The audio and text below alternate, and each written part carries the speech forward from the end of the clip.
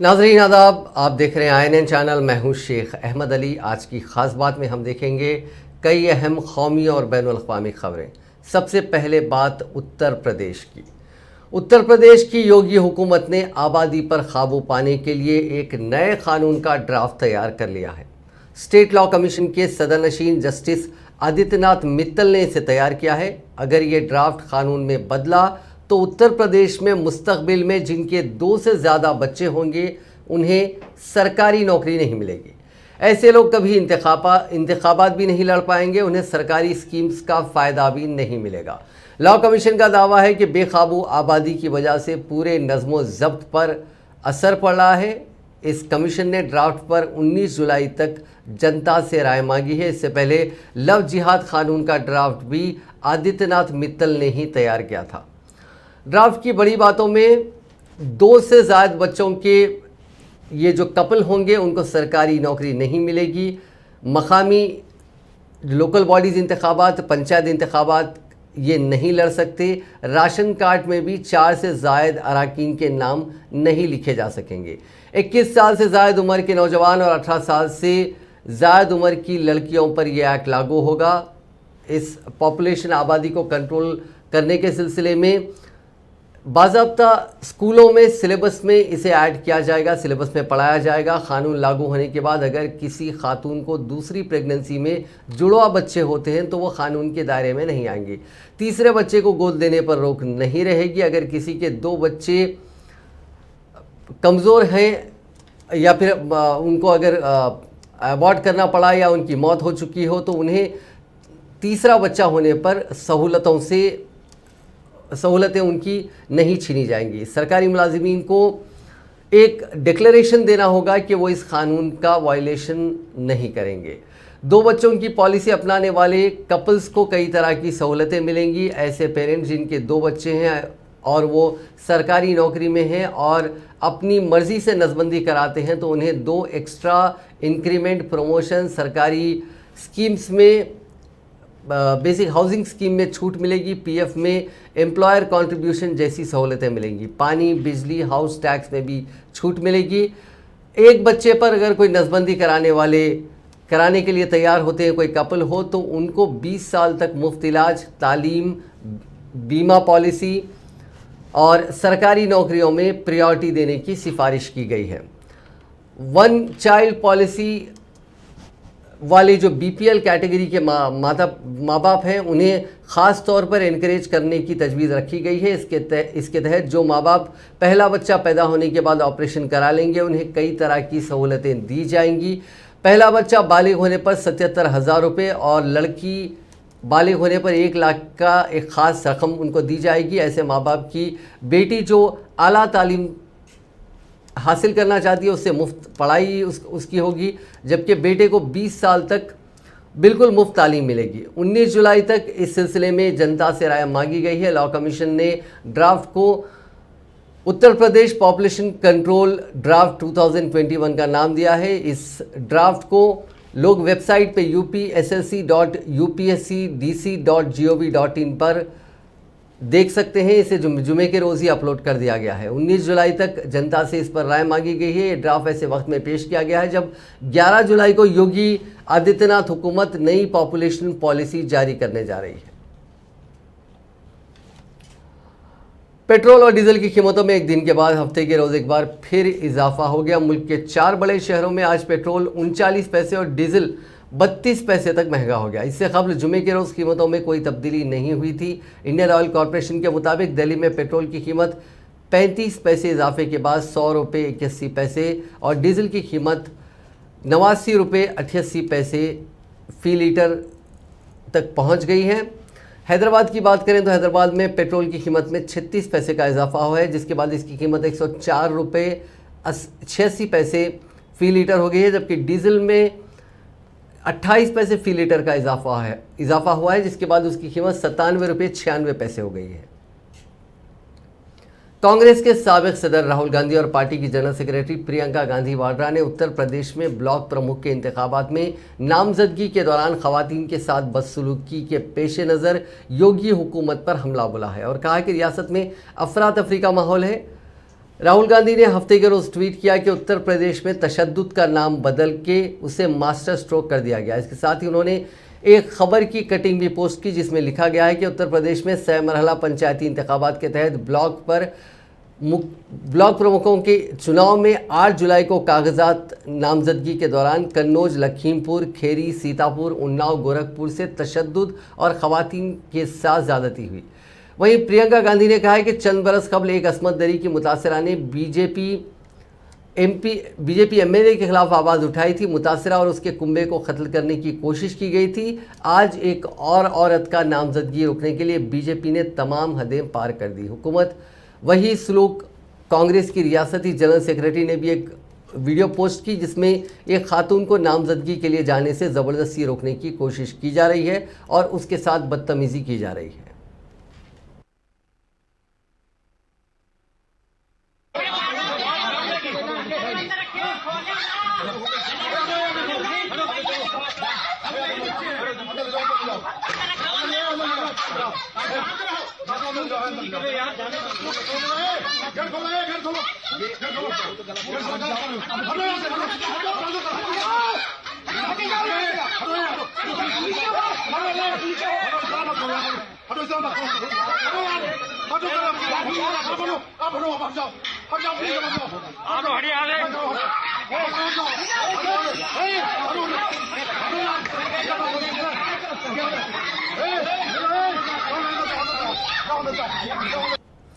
मरकजी हुकूमत की नई काबीना में ज़्यादातर वज़रा दागी हैं। कईयों पर कत्ल और इक़दाम कत्ल जैसे संगीन इल्ज़ामात के तहत मुकदमा दर्ज हैं तो ज़्यादातर वज़रा करोड़पति भी हैं। नेशनल इलेक्शन वॉच और एडीआर की नई रिपोर्ट में यह चौंकाने वाला खुलासा हुआ है। एडीआर ने रिपोर्ट वज़रा के इंतखाबी हलफनामे की बुनियाद पर तैयार की है। रिपोर्ट के मुताबिक मरकज़ी वजारत के 78 वज़रा में से 42% पर क्रिमिनल केसेस बुक हैं। कत्ल जैसे संगीन इल्ज़ामात भी शामिल हैं। 2 दिन पहले जिन 15 नए कैबिनेट मिनिस्टर्स और 28 मिनिस्टर्स ऑफ स्टेट को हलफ दिलाया गया था उसमें से कई के नाम इस तरह के मामलों में शामिल हैं। वजारत में ऐसे वज़रा की तादाद 33 है। वहीं 24 यानी 31% पर संगीन मुकदमा दर्ज हैं। मुल्क के सबसे कम उम्र के नए वज़ीर दाखिला ममलिकती वज़ीर दाखिला निशित प्रमाणिक पर कत्ल का मुकदमा दर्ज है। 35 साल के प्रमाणिक वेस्ट बंगाल के कूच बिहार इलाके से आते हैं और उन्होंने 8वीं तक पढ़ाई की है। वहीं 4 दीगर वज़रा पर कत्ल की यानी इक़दाम कत्ल के मुकदमा दर्ज हैं। इनमें जो माइनॉरिटी अफेयर्स के मिनिस्टर ऑफ स्टेट हैं जॉन बारला और जो यूथ एंड स्पोर्ट्स अफेयर्स के मिनिस्टर हैं प्रमाणिक, वहीं एक और वज़ीर है पंकज चौधरी और साथ ही मुरलीधरन शामिल हैं। इन सभी पर ऐसे मुकदमा दर्ज हैं। एडीआर की रिपोर्ट के मुताबिक कैबिनेट के 78 वज़रा में से 70 यानी 90% वज़ीर करोड़पति हैं। इनकी औसतन जायदाद 16 करोड़ 24 लाख रुपए है। 4 वज़रा ने अपनी 50 करोड़ की जायदाद बाज़ाब्ता डिक्लेयर की है। इनमें civil aviation minister Jyotiraditya Scindia, energy minister या टेक्सटाइल मिनिस्टर कहें पीयूष गोयल, एमएसएमई के वज़ीर नारायण राणे और कौशल विकास व इलेक्ट्रॉनिक आईटी के वज़ीर राजीव चंद्रशेखर शामिल है। वहीं 8 वज़ीर ऐसे हैं जिन्होंने बताया कि उनकी जायदाद 1 करोड़ से कम है। इनमें प्रतिमा भौमिक, जॉन बारला, कैलाश चौधरी, विश्वेश्वर टूडू, वी मुरलीधरन, रामेश्वर तेली, शांतनु ठाकुर और नीतीश प्रमाणिक शामिल हैं। 16 वज़रा ने अपनी देनदारी 1 करोड़ से ज़ायद बताई है। इन 16 में से 3 वज़रा ने अपनी देनदारी 10 करोड़ से ज़ायद बताई है। इनमें नारायण राणे, पीयूष गोयल और कृष्ण पाल शामिल हैं। 12 वज़रा यानी 15% ने अपनी तालीमी काबिलियत 8वीं से 12वीं के बीच बताई, जबकि 64 यानी 82% वज़रा ने अपनी तालीमी काबिलियत ज़्यादा बताई है और यानी मिनिमम ग्रेजुएशन या उससे ज़्यादा बताई है। 2 वज़रा ने अपनी तालीमी काबिलियत डिप्लोमा बताई है। 2 वज़रा 8वीं पास, 3 वज़रा 10वीं पास तो 7 वज़रा 12वीं पास है। 15 वज़रा अनपढ़ हैं। 17 वज़ीर एग्रीकल्चर से जुड़े कामों में ये उनका बैकग्राउंड है। 21 वज़रा के पास पोस्ट ग्रेजुएट की डिग्री है तो 9 के पास डॉक्टरेट की डिग्री मौजूद है। किसान लीडर राकेश टिकैत ने ऐलान किया है कि 22 जुलाई से शुरू हो रहे मानसून इजलास के दौरान पार्लियामेंट के पास 200 मुजाहिरीन एहतजाज करेंगे और हुकूमत के खिलाफ आवाज़ बुलंद करेंगे। उन्होंने कहा कि अगर मोदी हुकूमत बातचीत करना चाहती है तो किसान भी तैयार है। राकेश टिकैत ने कहा कि 22 जुलाई से पार्लियामेंट का मानसून इजलास होने जा रहा है और 22 तारीख से ही हमारा भी दिल्ली जाने का मंसूबा है। 22 जुलाई से हमारे 200 किसान पार्लियामेंट के पास धरना देंगे। उन्होंने मजीद कहा कि मैंने ये कभी नहीं कहा कि ज़रई क़वानीन पर यूनाइटेड नेशंस यानी अक़वाम मुत्तहिदा जाएंगे। हमने कहा था कि 26 जनवरी के वाक़े की गैर जानिबदाराना तफ्तीश की जानी चाहिए। अगर यहाँ की एजेंसी तफ्तीश करने से कासिर है तो क्या हम अक़वाम मुत्तहिदा से रुजू करें। उधर किसानों से कई मराहिल की बातचीत कर चुकी मरकज़ी हुकूमत ज़रई क़वानीन को पूरी तरह वापस नहीं लेने के अपने फ़ैसले पर बज़िद है। मरकज़ी वज़ीर ज़राअत नरेंद्र तोमर ने किसानों से फिर से धरना ख़त्म करके अपने घरों को लौट जाने की अपील की है। तोमर ने कहा कि किसानों से 11 मराहिल की बातचीत हो चुकी है। ज़रई क़वानीन किसानों के लिए बेहतर है। अगर इस मामले पर किसी को एतराज़ है तो बातचीत से हल निकाला जा सकता है। मरकज़ी वज़ीर दाखिला अमित शाह ने आज कहा है कि हुकूमत तमाम कोऑपरेटिव इदारों को मज़ीद ताकतवर बनाने के लिए पुरज़्म है। अमित शाह ने आज एक ट्वीट पैगाम में कहा कि आज हिंदुस्तानी कोऑपरेटिव यूनियन के सदर दिलीप सिंधानी जी और किसानों की कोऑपरेटिव सोसाइटी इफ़को के chairman BS Nakai, managing director US Awasthi और नेफेड इंडिया के चेयरमैन डॉक्टर बिजेंद्र सिंह से मुलाकात हुई। मोदी जी की क़यादत में हम कोऑपरेटिव और तमाम कोऑपरेटिव इदारों को मज़ीद तक़वियत देने के लिए पुरज़्म है। ख्याल रहे कि मोदी काबीना की तौसी और तश्कील नौ से पहले हुकूमत ने एक नई वजारत कोऑपरेटिव वजारत तश्कील दी है और अमित शाह को इसकी जिम्मेदारी दी गई है। अमित शाह ने अभी इस वजारत की जिम्मेदारी नहीं संभाली है। यह पहला मौका है जब मुल्क में कोऑपरेटिव मिनिस्ट्री बनाई गई है। अब बात कोरोना वायरस की। दुनिया में बीते दिन 4,92,442 लोगों की कोरोना रिपोर्ट पॉजिटिव आई। इस दौरान 3,63,202 लोगों ने कोरोना को मात दी और 8,464 लोगों की इन्फेक्शन की वजह से जान भी गई। सबसे ज़्यादा मामले एक बार फिर ब्राज़ील में सामने आए। यहाँ जुमे के रोज़ इन्फेक्शन के 57,713 केसेस आए। इसके बाद नए केसेस के मामले में दूसरे नंबर पर हिंदुस्तान और तीसरे नंबर पर इंडोनेशिया का नंबर है। हिंदुस्तान में कोरोना के केसेस में जुमे के रोज़ मामूली कमी आई है। यानी पिछले 24 घंटों की बात करें तो 42,648 नए मरीजों की पहचान हुई, 45,159 ठीक हुए और 1,206 ने जान गंवाई। इस तरह एक्टिव केसेस यानी इलाज करा रहे मरीजों की तादाद में 3,732 की कमी आई। अब 4,49,478 मरीजों का इलाज चल रहा है। ये 105 दिन में सबसे कम है। इससे पहले 26 मार्च को 4,49,449 एक्टिव केसेस थे। मुल्क में अमवात के आंकड़े में भी जुमे के रोज़ अचानक बढ़ोतरी देखी गई। ये 9 दिन बाद 1,000 के पार पहुंच गया। इससे पहले 30 जून को 1,002 मुतासरीन ने जान गंवाई थी। हालांकि मौत के केसेस में बढ़ोतरी की वजह महाराष्ट्र में पुरानी अमवात का एडजस्टमेंट है। यहाँ बीते 24 घंटों में 738 अमवात रिकॉर्ड की गई हैं।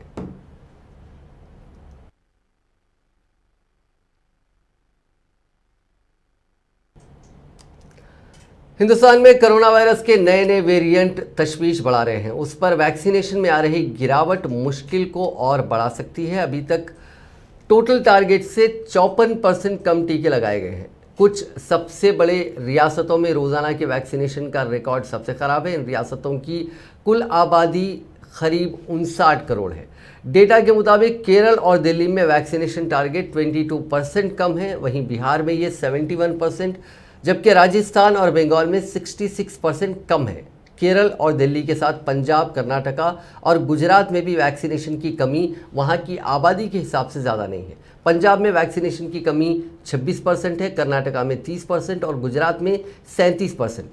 दिल्ली और केरल में वैक्सीनेशन का रिकॉर्ड अभी तक सबसे ज़्यादा है, लेकिन दिसंबर तक 60% आबादी को वैक्सीन लगाने के अपने टारगेट से दोनों रियासतें अभी बहुत दूर हैं। बिहार, राजस्थान और बंगाल के साथ उत्तर प्रदेश और झारखंड में वैक्सीनेशन टारगेट से सबसे कम हुआ है। उत्तर प्रदेश में ये कमी 64% है, जबकि झारखंड में ये 62% है।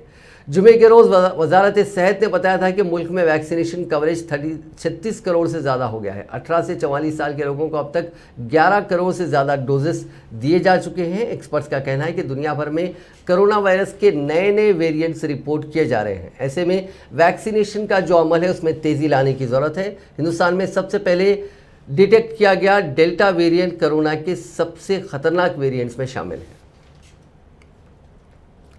मशहूर साइंस मैगजीन नेचर में पब्लिश फ्रांस के पॉस्चर इंस्टीट्यूट की ताज़ा रिसर्च के मुताबिक कोरोना वैक्सीन की एक डोज से वायरस के बीटा और डेल्टा वेरिएंट पर अमूमन कोई असर नहीं पड़ता। ये रिसर्च एस्ट्राजेनिका और फाइजर बायोएनटेक वैक्सीन लेने वालों पर की गई है। हिंदुस्तान में एस्ट्राजेनिका वैक्सीन कोविशील्ड के नाम से सीरम इंस्टीट्यूट ऑफ इंडिया में बनाई जा रही है। इसके उलट इन दोनों वैक्सीन के दोनों डोज लेने वाले लोगों के इम्यून सिस्टम में काफ़ी तब्दीली देखी गई, काफ़ी बेहतर तब्दीली देखी गई। इनसे डेल्टा वेरिएंट को बेअसर कर दिया गया। रिसर्च के लीड ऑथर ऑलिवर और पेरिस में पॉस्चर इंस्टीट्यूट में वायरस और इम्यूनिटी यूनिट के हेड का कहना है कि ये खोज एक अच्छी खबर है। रिसर्च के मुताबिक एस्ट्राजेनिका या फाइजर बायोएनटेक वैक्सीन की एक डोज लगवाने वाले सिर्फ 10% लोग कोरोना के अल्फा और डेल्टा वेरिएंट को नाकाम कर सके। वहीं इन दोनों में से किसी एक वैक्सीन की दोनों डोजेस लगाने वाले 95% लोगों ने डेल्टा और बीटा वेरिएंट को नाकाम कर दिया है। रिसर्चर्स का कहना है कि ये एक बड़ा फ़र्क है। मतलब साफ है, अगर डेल्टा या बीटा वेरिएंट से लड़ने की ताकत पैदा करनी है तो कोरोना वैक्सीन की दोनों डोजेस ज़रूरी हैं। या यूं कहें कि हिंदुस्तान में कोविशील्ड की दोनों डोज लगवाने के बाद 95% लोगों में डेल्टा वेरिएंट को नाकाम करने की ताकत पैदा हो जाएगी। कोरोना को मात देने वालों की एंटीबॉडीज़ 4 गुना कम कारगर। फ्रेंच रिसर्चर्स ने ऐसे लोगों की भी जांच की जिन्होंने वैक्सीन तो नहीं लगाई लेकिन वो कोरोना के खिलाफ लड़ाई जीत चुके थे। रिसर्चर्स के मुताबिक ऐसे लोगों में पैदा हुए एंटीबॉडीज़ कोरोना के डेल्टा वेरिएंट के खिलाफ आम कोरोना से 4 गुना कम कारगर पाए गए। ऐसे लोगों को वैक्सीन की एक डोज लगाने के बाद ही उनके एंटीबॉडीज़ की ताकत कई गुना बढ़ गई।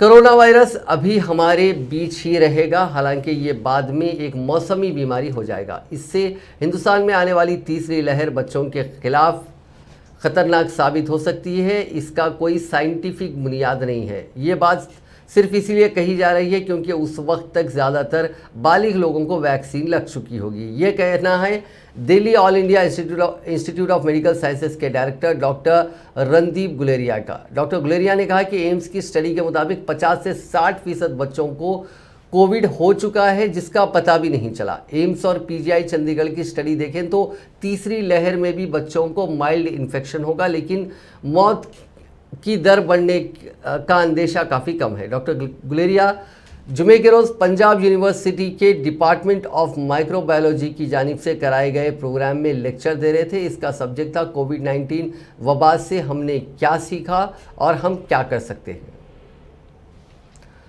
कोरोना वायरस की तीसरी लहर के खदशात के दरमियान जीका वायरस के मामलात ने मुल्क भर में दहशत फैला दी है। केरल में जुमे के रोज़ तक जीका वायरस के 14 केसेस की तस्दीक की जा चुकी है। रियासत में सबसे पहले एक हामिला खातून में जीका वायरस की तस्दीक की गई थी, जिसके बाद 19 नमूनों को जांच के लिए पूना में वाक़ लैब में भेजा गया था। रियासत के महकमे सेहत ने इस वायरस के फैलाव को रोकने के लिए मुतअद्दिद इक़दाम किए हैं। जीका वायरस के केसेस की तस्दीक होने के पेश नज़र केरला के अलावा मुल्क की कई दूसरी रियासतों में भी हाई अलर्ट जारी कर दिया गया। दरियासना दिल्ली के माहिरीन की 6 रुकनी टीम हफ्ते के रोज़ जीका वायरस से पैदा होने वाली सूरत हाल का जायज़ा लेने और रियासत के महकमे सेहत को इस वायरस के फैलाव पर काबू पाने में कोऑपरेट करने के लिए केरला पहुंच चुकी है। 6 रुकनी ये टीम दिल्ली में मुकीम all India institute of medical sciences के माहिरीन पर मुश्तमिल है, जो जीका वायरस के फैलाव पर काबू पाने के लिए रियासती हुकूमत की कोशिशों की मदद के लिए केरला पहुंचे हैं। ब्राज़ील के मानाउस में वाक़ फेडरल यूनिवर्सिटी ऑफ एमेजोनास के माहिर हयातियात मार्सिलो गॉडो ने जीका को अगली वबा करार देकर मुतनब्बा किया। वहीं फ्यूक्रूज एमेजोना बायोबैंक के माहिर हयातियात ने बताया कि जंगलात पर कब्जा करने की वजह से वायरस, बैक्टीरिया वगैरह इंसानों पर हमलावर हो गए हैं। कोरोना वायरस भी उसकी एक मिसाल है जो चीन से शुरू हुआ था। ख्याल रहे कि जीका वायरस का असर अफ्रीकी ममालिक से लेकर एशिया तक नज़र आता है। ये इसमें कई कॉन्टिनेंट्स, इसमें 2014 में फ्रांसीसी पॉलिनेशिया और फिर 2015 में मेक्सिको और वसती अमेरिका तक ये जा पहुंचा है। दिल्ली पुलिस की स्पेशल सेल ने हफ्ते के रोज 4 मुलजिमीन के पास से 350 किलो हेरोइन बरामद की है। इंटरनेशनल मार्केट में इसकी कीमत 2500 करोड़ रुपए बताई गई है। बरामद की गई हेरोइन पर डार्क नेट पर बेचने की तैयारी की गई थी। पुलिस ने इस मामले में हरियाणा से 3 और दिल्ली से 1 मुलजिम को गिरफ्तार किया है। दिल्ली के नार्कोटिक्स कंट्रोल ब्यूरो एनसीबी ने पिछले महीने एक इंटरनेशनल ड्रग स्मगलर सिंडिकेट का खुलासा किया था। पुलिस ने उस वक्त डार्क नेट पर बिक्री के लिए रखी गई 22 लाख साइकोट्रॉपिक टैबलेट और इसी तरह की करीब 245 किलो दवाओं को जब्त किया था। इस मामले में 8 मुलजिमीन की गिरफ्तारी हुई थी। इस केस की जांच के दौरान पुलिस को इस रैकेट से जुड़े 4 और लोगों के बारे में इत्तला मिली थी। स्पेशल सेल की टीम ने एक को दिल्ली में पकड़ लिया था, लेकिन उसके 3 साथी भाग गए थे। तीनों को पुलिस ने दिल्ली से जुड़े हरियाणा के इलाके से गिरफ्तार कर लिया। दिल्ली पुलिस की स्पेशल सेल को शक है कि यह मामला नार्को टेररिज्म से जुड़ा हो सकता है। जराये के मुताबिक गिरफ्तार मुलजिमीन से पूछताछ के बाद कुछ और गिरफ्तारियां हो सकती हैं। हफ्ते के रोज हुई हेरोइन की बरामदगी को अब तक मुल्क में दूसरी बड़ी रिकवरी माना जा रहा है। इससे पहले 6000 करोड़ का जगदीश भोला ड्रग रैकेट खूब चर्चा में रहा था। इस मामले में अहम कड़ी अर्जुन अवार्डी और रुस्तुम-ए हिंद अवार्डी पहलवान जगदीश भोला था, जो पंजाब पुलिस में डीएसपी था। इस मामले में उसे 12 साल की सज़ा हुई थी। उसके अलावा 24 लोगों को एनडीपीएस समेत कई सेक्शंस में मुजरिम ठहराते हुए सज़ा सुनाई गई थी। अफगानिस्तान में अमेरिका 20 साल से लड़ा है। उसने फौजी मुहिम पर 149 लाख करोड़ रुपए से ज़्यादा खर्च किए। उसके हज़ारों फौजी मारे गए, हज़ारों अफगानियों को जान गंवानी पड़ी। इतने लंबी मुहिम के बाद भी अमेरिका के पास दिखाने के लिए कुछ भी नहीं है। तालिबान के खौफनाक लड़ाकों की वापसी हो रही है। उन्होंने लगभग आधे मुल्क पर कब्जा कर लिया है। खुफिया ज़राए का दावा है कि अमेरिका का साथ देने वाले मौजूदा हुकूमत 6 माह में गिर जाएगी। सच है कि अमेरिका पर 9/11 का हमला करने वाले अल-कायदा का अब मुल्क में असर नहीं है, लेकिन इस्लामिक स्टेट की एक ब्रांच समेत कई दीगर अमेरिकी मुखालिफ तंजीमें अफ़गानिस्तान में अब भी एक्टिव हैं। इस बीच तालिबान और अमेरिका की हामी हुकूमत के बीच अमन समझौते पर बातचीत चल रही है। उम्मीद की जा रही है कि पाकिस्तान जैसे मुल्कों के दबाव से तालिबान इख्तिदार में बंटवारे के समझौते पर राज़ी हो जाएगा, लेकिन इसका इम्कान बहुत कम है। तालिबान अपने साबिक़ इख्तिदार के पुराने कट्टर और सख्त तरीक़े लागू करने पर जोर देगा। किसी समझौते के बजाय तालिबान की तरफ से हुकूमत को ताकत के ज़रिए ही हटाने का इम्कान ज़्यादा है। वो धीरे धीरे शिकंजा कसने की स्ट्रैटेजी अपनाएगा। मुल्क में सिविल वॉर जैसे हालात भी बन रहे हैं। इम्कान है कि अमेरिका की जानिब से छोड़ी गई खाली जगह को चीन, हिंदुस्तान, रशिया और पाकिस्तान भरने की कोशिश करेंगे। कुछ मुल्क उन फौजी अड्डों को या उन फौजी ग्रुप्स को पैसा और हथियार देंगे जिनसे उनके दोस्ताना ताल्लुकात हैं। मुल्क में काफ़ी तबाही हो चुकी है। अफ़गानिस्तान में फिर से तामीर जदीद के फौरी तौर पे शुरू होने के इम्कान बहुत कम है। तालिबान का असर लगातार बढ़ रहा है। दूसरी जानिब सदर अशरफ गनी प्राइवेट फ़ौजी एजेंसियों को एकजुट करने में लगे हुए हैं। लड़ाकू गुटों की एक्टिविटीज़ से फ़ौज को संभलने का मौका मिल रहा है। तुर्की में मकामी सतह पर तैयार किए जाने वाले ड्रोन ने एक और बड़ी कामयाबी हासिल कर ली है। तुर्की मीडिया के मुताबिक तुर्क कंपनी बाइकार की जानिब से मकामी सतह पर तैयार किए जाने वाले ड्रोन ने तुर्क हवाबाजी की तारीख में नया रिकॉर्ड कायम कर दिया। मकामी व कौमी वसाइल की मदद से तैयार किए जाने वाले आकंजी ड्रोन ने आजमाइश के दौरान बुलंद परवाज़ की रिपोर्ट के मुताबिक आकंजी ड्रोन को ज़िले चोरलू में आजमाइश के लिए छोड़ा गया था, जिसने 38,039 फीट बुलंदी पर मुसलसिल 25 घंटे 46 मिनट परवास की और फिर ये ड्रोन कामयाबी से अपने मकाम पर बाहिफाजत उतर गया। तुर्क हुक्काम के मुताबिक मकामी सतह पर तैयार होने वाले किसी भी ड्रोन ने आसमान पर इतनी बुलंदी में परवास की है। क़ब्ल तुर्की की वज़ीर सनत मुस्तफ़ा वारक ने कहा कि जब हम अपने ड्रोन्स मैदान जंग में निकालेंगे तो दुनिया अमरीकी लड़ाका तैयारों F-35 के बजाय तुर्की ड्रोन्स का जिक्र करेगी। इन ख्यालात का इजहार उन्होंने इनखरा में शुरू होने वाली पैदावारी इस्तेदाद व टेक्नोलॉजी नुमाइश की इफ्तिताई तकरीब से खिताब करते हुए कहा। तुर्क वजीर का कहना था कि बहुत जल्द दुनिया भर में तुर्क ड्रोन्स का चर्चा होगा। वजीर सनत और टेक्नोलॉजी का कहना था कि तुर्की ड्रोन्स की तैयारी में वसी पैमाने की सरमायाकारी करने वाले चंद ममालिक में से एक है। जब हम अपने ड्रोन्स आलमी सतह पर मैदान जंग में निकालेंगे तो यकीन करें कि पूरी दुनिया F-35 लड़ाका तैयारों के बजाय टर्किश ड्रोन्स का जिक्र करेगी। अमेरिकी फ़ौज एक ऐसी गोली का टेस्ट कर रहा है जो उम्र का बढ़ना रोक देगी। ये एक एंटी एजिंग पिल चोट को भी जल्द ठीक करने में मदद करेगी। इस दवा को अमेरिकी फ़ौज के स्पेशल ऑपरेशंस कमांड यानी SOCOM ने बनाया है। बताया जा रहा है कि अमेरिकी डिफेंस मिनिस्ट्री में फ़ौजियों की सलाहियत को बढ़ाने पे काम चल रहा है। यह पेंटागन के उस प्रोजेक्ट का हिस्सा है जिसके तहत वो इंसानों के मुजाहरा यानी कारकर्दगी में ज़बरदस्त सुधार करना चाहता है। दावा किया जा रहा है कि इस दवा से निकोटिमाइन एडेनिन NAD+ का लेवल बढ़ जाता है। ये एक कोएंजाइम है जो मेटाबॉलिज्म के लिए अहम है। इस दवा का इस्तेमाल अलग अलग तरीक़ों में किया गया है। ये एक ऐसा प्रोडक्शन है जिसे खाने की चीज़ों से निकाला जाता है। इसमें काफ़ी न्यूट्रिएंट्स होते हैं और इसकी तैयारी और एंटीऑक्सीडेंट्स एडिटर्स इसकी कैटेगरी में आते हैं। जो इस पर स्टडी की गई है उनका ये मानना है कि जब ये दवा तैयार हो जाएगी और इंसान इसका इस्तेमाल करने लगेंगे तो इसके काफ़ी बेहतर नतीजे आएंगे। इस दवा से सूजन और नर्वस सिस्टम का जो टूटना होता है, नर्वस ब्रेकडाउन होता है, उसमें कमी आएगी और अब तक इस पर जितने तजुर्बे किए गए हैं वो काफ़ी कामयाब रहे हैं। अगर ये दवा मुकम्मल तौर पे तैयार जब हो जाती है, इसके टेस्ट मुकम्मल हो जाते हैं तो ये बहुत बड़ी ईजाद होगी क्योंकि ये एंटी एजिंग में काफ़ी मदद करेगी। लोग हर कोई चाहेंगे कि वो जवान रहें, बूढ़े ना हो, लेकिन इस दवा के इस्तेमाल के ज़रिए वो अपनी उस ख्वाहिश को शायद पूरा कर सकें।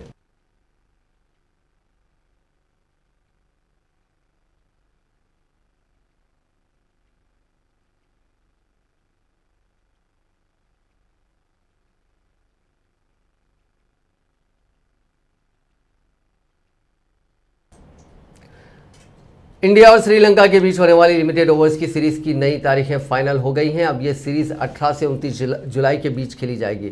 श्रीलंकन स्क्वाड में कोरोना आउटब्रेक की वजह से ये फैसला लिया गया। पहले ये सीरीज़ 13 से 25 जुलाई के बीच होनी थी। BCCI ने नए शेड्यूल का सरकारी तौर पर ऐलान कर दिया है। पहला वनडे 18 जुलाई, दूसरा 20 जुलाई और आखिरी मैच 23 जुलाई को खेला जाएगा। वहीं T20 के मुकाबले 25, 27 और 29 जुलाई को होंगे। 3 मैचों की T20 सीरीज़ के पहले मुकाबले में इंग्लैंड ने हिंदुस्तानी वुमेन्स टीम को डकवर्थ लुइस मेथड यानी DLS के तहत 18 रनों से हरा दिया। इंग्लैंड की पारी के दौरान हिंदुस्तानी फील्डर हरलीन देओल ने बाउंड्री लाइन पर एमी जोन्स का शानदार कैच पकड़कर सबका दिल जीत लिया। इंग्लैंड की पारी के 19वें ओवर की आखिरी गेंद पर विकेटकीपर एमी जोन्स ने शिखा पांडे की गेंद पर बड़ा शॉट लगाया था। बाउंड्री पर फील्डिंग कर रही हरलीन ने इस कैच को पकड़ने के लिए डाइव लगाई, लेकिन उनका बैलेंस बिगड़ गया और वो बाउंड्री लाइन के बाहर चली गई। इस दौरान उन्होंने गेंद को बाउंड्री के अंदर फेंका और फिर से डाइव लगाकर कैच पकड़ लिया। ये वीडियो सोशल मीडिया पर वायरल हो गया, जिसके बाद कोई उनका मुकाबला रविंद्र जडेजा के साथ करा था तो कोई उन्हें सुपर वुमन बता रहा था। हिंदुस्तान के मास्टर ब्लास्टर सचिन तेंदुलकर ने इसे कैच ऑफ द ईयर बताया। उन्होंने कहा कि इससे बेहतरीन कैच मैंने नहीं देखी। वहीं वेस्टइंडीज़ के साबिक क्रिकेटर डेरेन सेमी ने भी हरलीन के कैच की तारीफ की है। ऑस्ट्रेलिया की साबिक कप्तान लिसा स्थॉलेकर ने कहा कि इस सीरीज़ का ये अब तक का बेस्ट कैच है।